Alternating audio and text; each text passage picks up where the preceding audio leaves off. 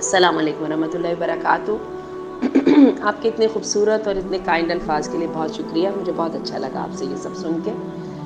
آپ کو میری پرسنالٹی بہت اچھی لگتی ہے اور you want to be like me. تو اللہ تعالیٰ مجھے آپ کے گمان کے مطابق کرتے اور اللہ تعالیٰ جو ہے میرے اندر جن اچھائیوں کی آپ نے بات کی ہے ان کو قبول فرما کے ان کو باسعادت کرتے. اچھا، آپ پوچھنا یہ چاہتی ہیں کہ میرا جرنی ٹو بی دس آسیہ مدنی، ٹھیک ہے، آفٹر میرج، کوالیفیکیشن ایٹسٹرا. چلیے میں کچھ تھوڑا سا بتانے کی کوشش کرتی ہوں. ایک چھوٹی سی بات ذہن میں رکھیے گا، ویسے تو میں ایک نارمل انسان ہوں، وہی تعلیم حاصل کی، خاندان جو ہے تعلیم حاصل کی، شادی ہوئی، بچے ہوئے، ٹھیک ہے. اس کے بعد جو ہے بچے بڑے ہو گئے، بچوں کی شادیاں کی ایٹسٹرا.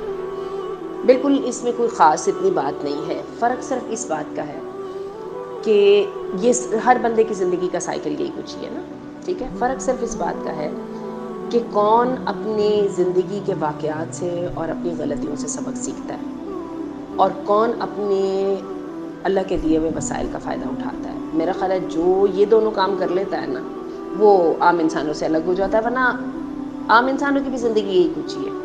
اور میں بتاؤں کہ کامیابیاں ہر انسان کے ہاتھ میں ہے، خواہ اس نے اس کے لیے پلاننگ کی ہے یا نہیں کی ہے، کیونکہ وہ اللہ کی طرف سے نصیب سے آتی ہے. تو میں نے دو باتوں کی بات کہی ہے. ایک تو یہ ہے کہ اپنی غلطیوں سے سیکھنا، اور دوسری بات یہ کہ اپنے وسائل کا فائدہ اٹھانا، یعنی جو میرے پاس موجود ہے اس کا فائدہ اٹھانا. تو میں اس کو اپنے آپ سے ریلیٹ نہیں کر رہی ہوں کہ آئی ڈیڈ دس، لیکن جو مجھے سمجھ آئی ہے زندگی کی وہ یہی سمجھ آئی ہے. ایک بڑی کمال کی بات کی جاتی ہے ہمارے پنجابیوں میں، اور وہ یہ ہے کہ کہتے ہیں کہ عقل بادام کھانے سے نہیں آتی ہے، عقل ٹھوکر کھانے سے آتی ہے. تو زندگی کی جو آزمائشیں ہوتی ہیں نا، یہ انسان ان سے بہت تکلیف میں جاتا ہے، پریشان ہوتا ہے، اور بندے کو کئی دفعہ لگتا ہے اللہ بھی مجھے چھوڑ گیا، دنیا نے تو چھوڑ ہی دی ہے.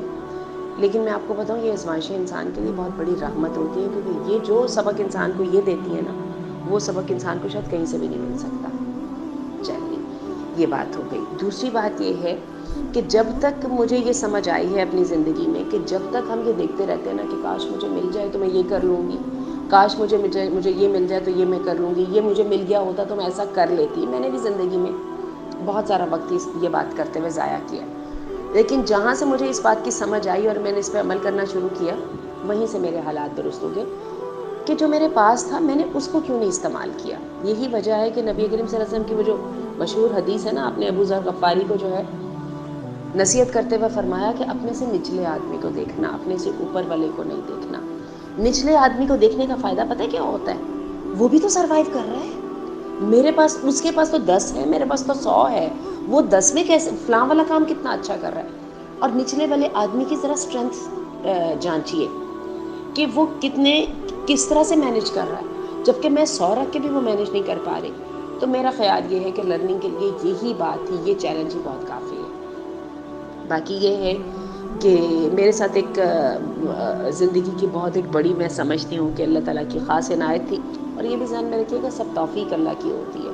جب بندہ اس بات کو جان جاتا ہے نا کہ یہ میرا کارنامہ نہیں تھا، تو پھر بندہ لرننگ کے اوپر راغب رہتا ہے.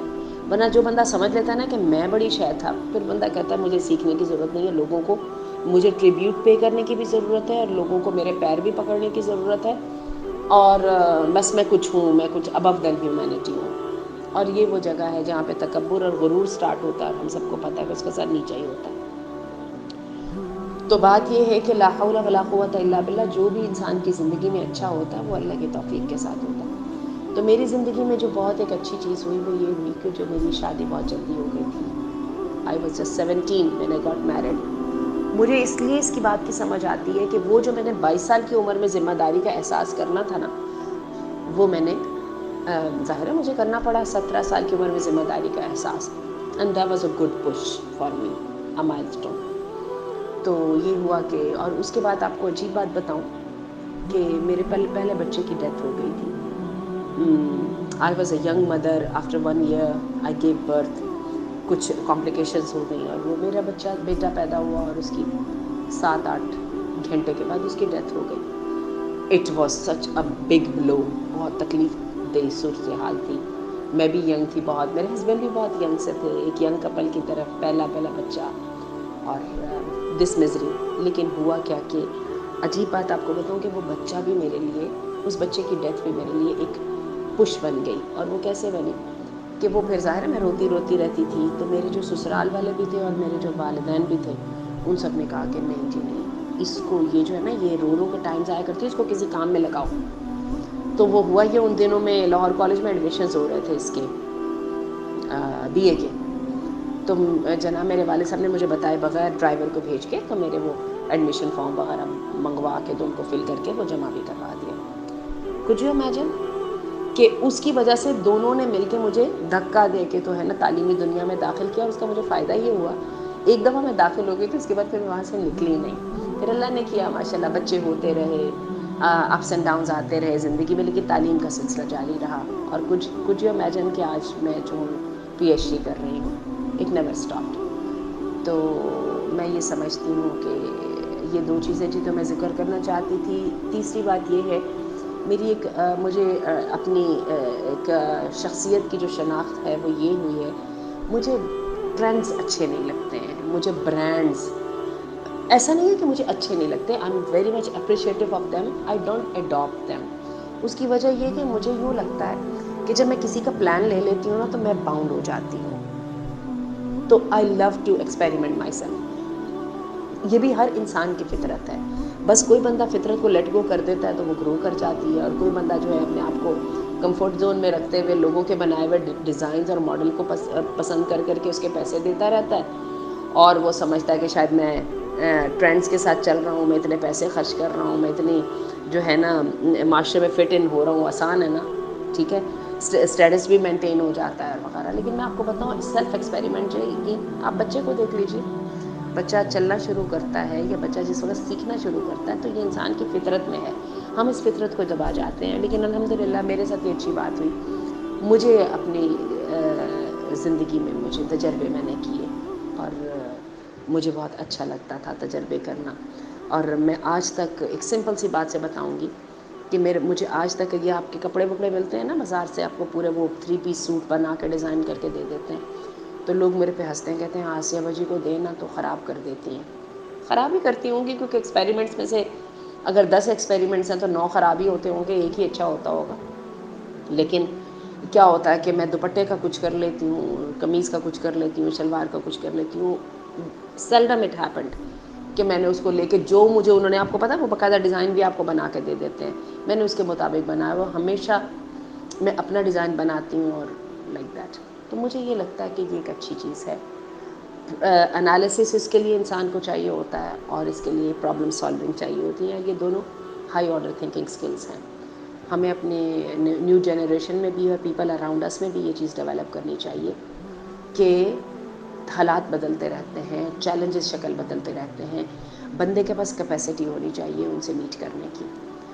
اور ابو آل ان ساری, جب میں نے اپنی زندگی میں اچھا بننا چاہا تو جو سب سے مجھے چیز نے فائدہ دیا وہ مجھے فائدہ دیا اللہ کے خوف نے.